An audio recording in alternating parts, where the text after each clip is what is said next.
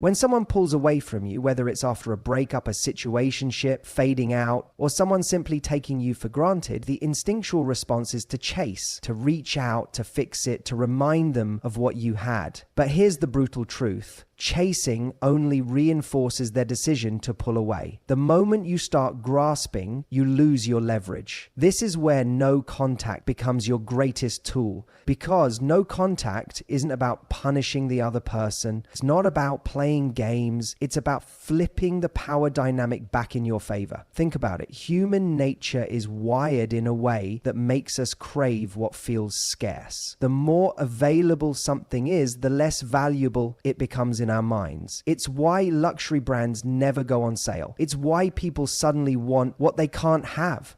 And it's why someone who was once indifferent toward you suddenly starts thinking about you the moment you disappear. When you go no contact, what you're really doing is creating emotional scarcity. You're taking yourself, your energy, your attention, your presence away from someone who had the luxury of it before. And that absence forces them to reevaluate what you actually meant to them. At first, they might not notice. They might even feel a sense of relief, thinking they've moved on. But then something shifts. Days go by, weeks go by, and suddenly they realize something feels off. The messages they once expected from you don't come. The comfort of knowing you're still there starts to fade. And that's when the mind does something interesting. It starts to fill in the blanks. They wonder if you've moved on. They question whether you were ever as attached as they assumed. They start to replay old memories in their head, romanticizing the best parts, conveniently forgetting why they pulled away in the first place. And here's the kicker. The less information they have, the more their mind runs wild. This is where mystery becomes your greatest asset. When you disappear completely, you create a vacuum that their mind rushes to fill. Are you with someone else? Are you living your best life? Have you completely forgotten about them? The more unanswered questions they have, the more they feel your absence. And the more they feel your absence, the more they start to crave your presence again. But here's where most people get it wrong. They think no contact is just about cutting communication. They think if they stop texting, stop calling, stop checking in, that's enough. It's not, because no contact is not just about silence. It's about transformation. If all you do is sit there waiting, obsessing, counting the days until they reach out, you've missed the entire point. You cannot just remove your presence from their life. You have to elevate yourself in the process. People are not drawn back to the version of you they left. They are drawn back to someone they feel is better than before. The person they start to regret losing. The person who now feels just slightly out of reach. So what does that look like? It looks like self-improvement. It looks like investing in yourself, your happiness, your personal growth. It looks like genuinely enjoying your life, not as a performance to make them jealous, but because you've genuinely found fulfillment outside of them. Because here's the paradox. The moment you truly stop needing them is the moment they start needing you. When they sense you are no longer waiting, no longer emotionally attached, no longer hanging on to the hope that they'll return, that's when the power shifts. That's when they start questioning their decision. That's when they start feeling that pull toward you again, not because you convinced them to, but because their own psychology is working against them. And this is why breaking no contact too soon is a mistake. Because if they haven't felt the consequences of losing you, they have no reason to come back. If you reach out before they've gone through the internal process of missing you, all you're doing is reassuring them that they can still have you whenever they want. But when you hold your ground, when you stay silent, when you keep moving forward instead of looking back, that's when they start to chase. And here's the beautiful part. By the time they do, you might not even want them anymore. Because real power is not in making someone beg for you. Real power is in knowing that you don't need them to. So if you're in a place where you're questioning whether to break no contact, stop and ask yourself, have they earned my presence back? Because you are not someone to be chased only after you're gone. You are someone to be valued while you're still there. And if someone couldn't see that the first time, then maybe, just maybe, they weren't meant to have another chance. One of the biggest mistakes people make when implementing no contact is breaking it too soon. The moment that little voice in their head whispers, what if they forget about me? Or maybe I should remind them I still care, they reach for their phone. A simple message, a small check-in, a reminder of what once was. And just like that, the entire power of no contact is shattered. Because the truth is, if they haven't felt the weight of your absence yet, your return holds no value. When you break no contact before they've had the chance to miss you, you're giving them a shortcut, an easy way out of their discomfort. Instead of sitting with their emotions and realizing what life is like without you, they get immediate reassurance. They get to see that you're still there, still thinking about them, still emotionally invested. And in that moment, all the progress you made by stepping back disappears. Why? Because in their mind, nothing has really changed. You haven't truly left. They don't have to chase you because deep down they know you're still available. And people do not crave what is readily available. They crave what they fear they might lose forever. This is why breaking no contact too soon kills attraction. Think about it. The moments that create the deepest longing in human relationships aren't the ones where everything is predictable. They're the moments of uncertainty. The what if, the do they still think about me, the was I wrong to let them go? Uncertainty is what keeps people up at night. It's what makes them replay old conversations, check their phone hoping to see your name, wonder if you've moved on. When you rush back too soon, you rob them of that experience. You deny them the opportunity to feel the void that your absence has created. And without that void, there's no reason for them to chase you. Now, let's be honest. Sitting in silence is hard. The urge to reach out, to reconnect, to seek closure, it's overwhelming. But here's the question you need to ask yourself. Are you reaching out because you truly believe it will change things for the better, or are you reaching out because you're uncomfortable with the space in between? Most of the time, it's the latter. People don't break no contact because they're making a strategic decision. They break it because they're emotionally restless, because waiting is painful, because not knowing what the other person is thinking feels unbearable. But let me tell you something, the most powerful moments in relationships happen in the space in between. The moments where nothing is being said, but everything is being felt. The moment where someone realizes that the person they once took for granted is no longer there. That's when the shift happens. That's when doubt creeps in. That's when desire starts to rebuild itself. And the more time that passes, the stronger that effect becomes. Now, some people will argue, but what if they never reach out? What if they never realize what they lost? If that happens, then you have your answer. Because someone who can walk away from you and feel nothing, someone who can let you go without even a second thought, was never really yours to begin with. But if you reach out before they've had a chance to miss you, you'll never actually know whether they would have come back on their own. You'll never get to see what happens when they are left with nothing but their thoughts and the slow, creeping realization that life was better with you in it. So if you're sitting there staring at your phone, wondering if you should reach out, I want you to stop, take a deep breath, and remind yourself of this. You are not chasing, you are not convincing, you are not proving your worth to someone who couldn't see it the first time. You are letting them come to you. Because the moment they start to wonder where you went, the moment they begin to question whether they made a mistake, that's when the power shifts. That's when they begin to feel what they were never able to see when you were right in front of them. And when that moment comes, it won't be you reaching out. It won't be you trying to reignite the connection. It will be them. And this time they will know that if they want you back, they'll have to earn it.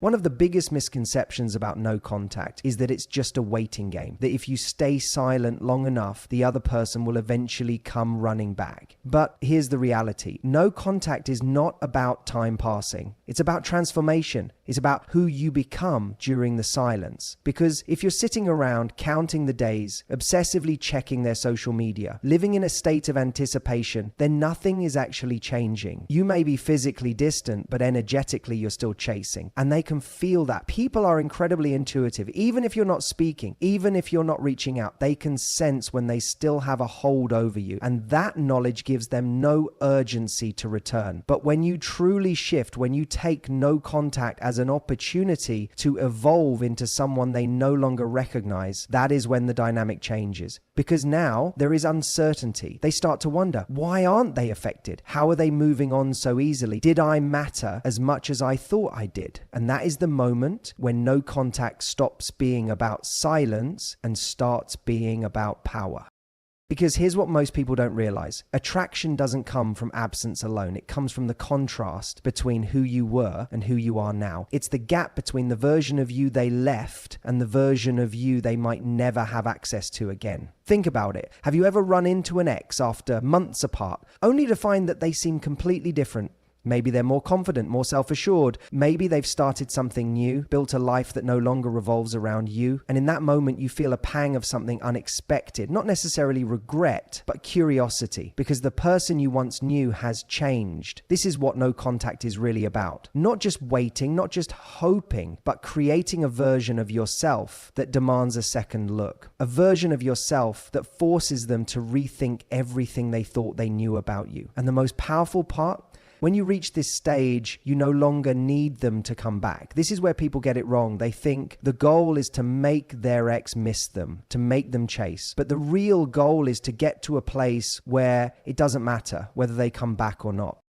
Because by the time they realize what they lost, you will have already outgrown the need for their validation. And that's when they feel it the most, because people don't truly value what they believe will always be there. But when they sense a genuine shift, when they see that you are no longer emotionally tied to their presence, that is when their ego takes a hit. That is when the regret sets in. And this is why breaking no contact too soon is such a costly mistake. If you reach out before this transformation has taken place, before they've had a chance to feel your absence, then nothing has changed. The power dynamic remains the same. But when you take that time to evolve, when you step into a new level of confidence, of self-worth, of emotional independence, you're no longer just the person they left. You're the person they never expected you to become. And the irony? By the time they come back, you might not even want them anymore. Because what often happens is this: as you grow, as you elevate, you start to see things differently. You start to realize that the person you were waiting for is not actually the person you want anymore. That you were holding on to a version of them that existed only in your mind. And the most satisfying outcome of no contact is not making them beg. It's realizing that you are the prize, and that whether they return or not is completely irrelevant to your happiness. So if you're in the middle of no contact right now, don't waste this time. Don't sit in waiting. Use it. Use it to build yourself into the kind of person who doesn't just get chased, but the kind of person who no longer needs to be. The biggest mistake people make when breaking no contact is doing it from a place of desperation. They reach out because they feel lonely, because they miss the person, because they're afraid they're being forgotten. But here's what you need to understand. Neediness repels, certainty attracts. If you break no contact when you're still emotionally unstable, when you're still hoping for reassurance, you're giving all your power away. Because in that moment, you're not presenting yourself as someone of value. You're presenting yourself as someone who's waiting to be chosen. And nothing kills attraction faster than the sense that someone needs you more than you need them. Think about it. Have you ever received a message from someone who was clearly fishing for a response? Maybe they sent a casual, "Hey, how have you been?" But you could feel that it wasn't casual at all. You could sense that they were hoping for something, that their emotional state depended on whether or not you replied. And how did it make you feel? Most likely, it didn't pull you in. It probably made you feel pressure. It may have even pushed you away. This is what happens when you reach out before you're truly ready. It doesn't reignite attraction. It confirms to the other person that they still have control. And once they know they have control, there's no urgency for them to act. This is why breaking no contact needs to be done from a position of strength, not weakness. It's not about looking for reassurance. It's not about testing the waters. It's about showing up as someone who is already whole, already fulfilled, already at peace with themselves. And that means one thing: you have to be willing to walk away. See, people can sense when they still have a hold on you. Even if you try to play it cool, even if you pretend you're just checking in, if deep down you're still seeking validation, they will feel it. But when you reach a place where you genuinely don't need anything from them, when you could take them or leave them, that's when everything shifts. Because suddenly you are the one who is unpredictable. You are no longer the person they thought you were. You are no longer the person who will always be there, waiting, hoping, ready to accept breadcrumbs. Now, They don't know where they stand with you. And that uncertainty is what creates intrigue. See, attraction is not built on comfort. It's built on tension. It's built on the unknown. It's built on the contrast between what someone thought was true and what they are now forced to question. So when you break no contact, it should never feel like an attempt to win them back. It should feel like you are evaluating whether they are still worthy of your time. Because when you show up with that energy, suddenly they are the ones who feel pressure. They are the ones wondering if they still have a chance with you.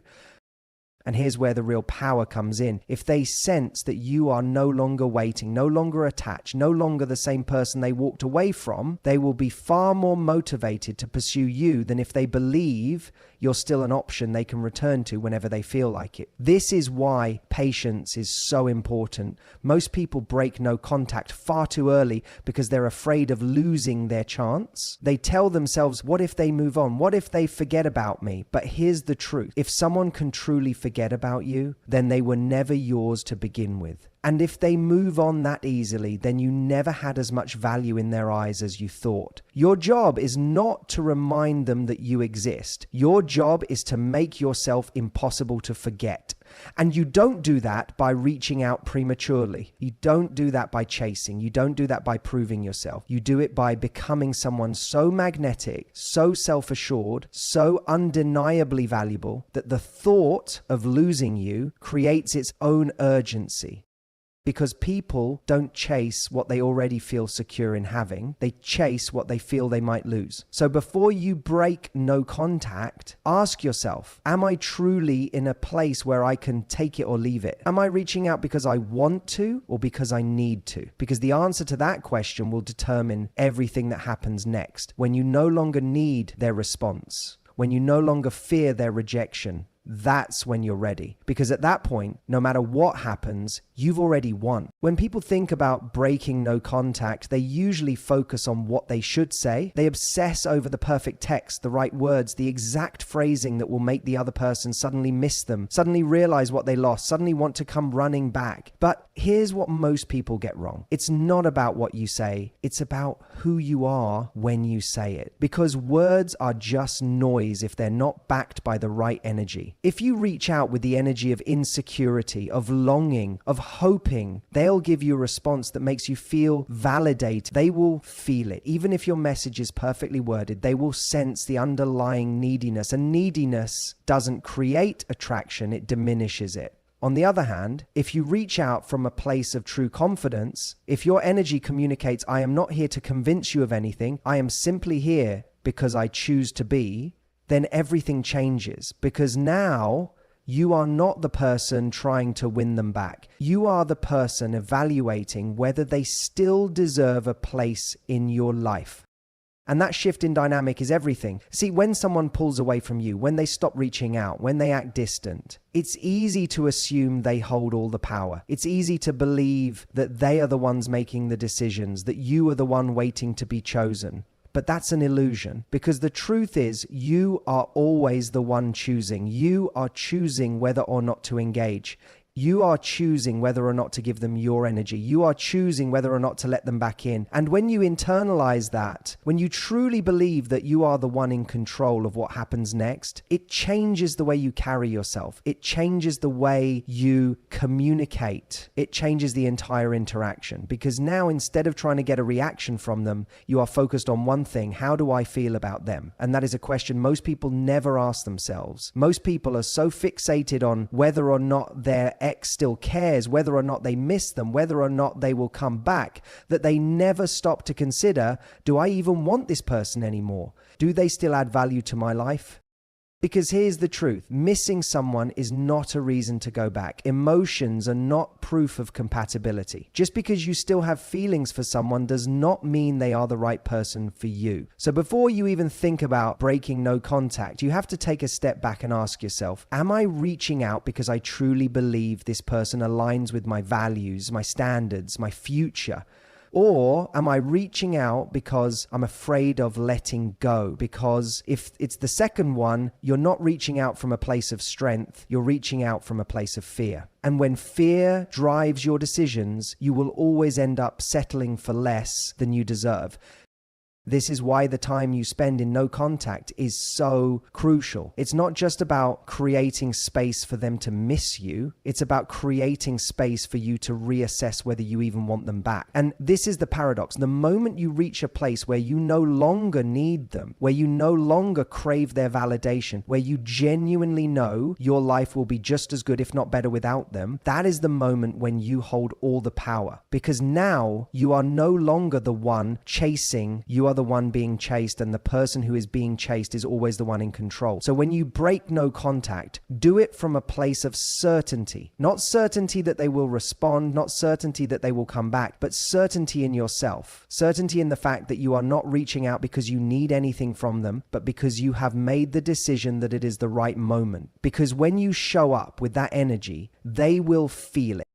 They will sense that you are different, that you are no longer the same person they walked away from, that you are no longer waiting for them to give you permission to move forward. And suddenly the dynamic shifts. Suddenly they are the ones wondering where they stand with you. Suddenly they are the ones feeling the uncertainty. This is what makes people chase, not words, not carefully crafted messages, not trying to trigger nostalgia or jealousy. It's the energy of someone who is so deeply rooted in their own value, in their own worth, that they are no longer seeking approval from anyone else. And that energy, it's irresistible. So if you're going to break no contact, do it when you no longer feel the need to. Do it when you are already fulfilled, when you are already thriving, when your happiness is no longer dependent on their response.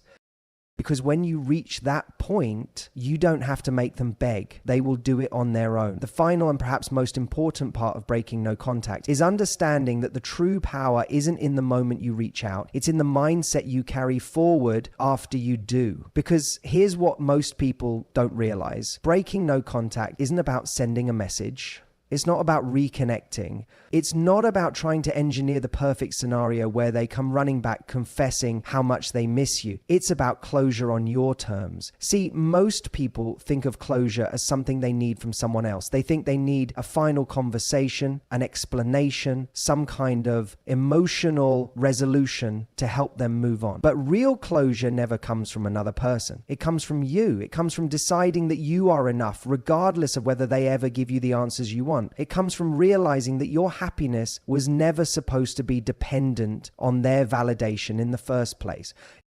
And this is where most people get stuck. They go into breaking no contact, still holding on to this subconscious hope that the other person will finally see their worth. That somehow, if they say the right thing or show up in the right way, they will get the reaction they've been craving. But the irony is, the moment you still need that reaction is the moment you lose. Because when your emotional state is still dictated by whether or not they respond or how they respond, you are still giving them all the power. You are still outsourcing your self-worth to someone else. And if you do that, you will always be at their mercy. This is why you have to shift your perspective entirely. Instead of thinking, how do I get them to miss me? Start asking, do I even want them anymore? Instead of thinking, how do I make them chase me? Start asking, are they even capable of giving me the love I deserve? Because what if they don't respond?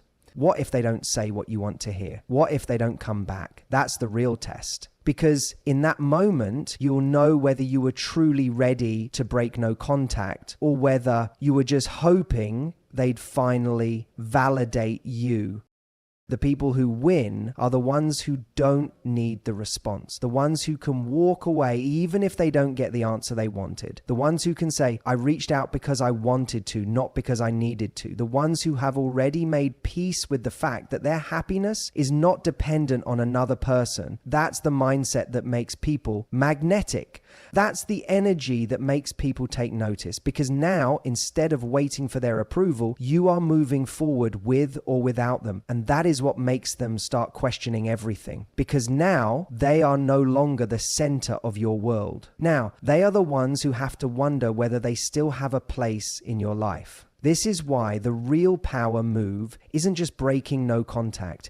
It's the way you show up after you do. If you send that message and they don't respond, do you fall apart? Do you spiral into overthinking? Do you start analyzing every detail, wondering what you did wrong?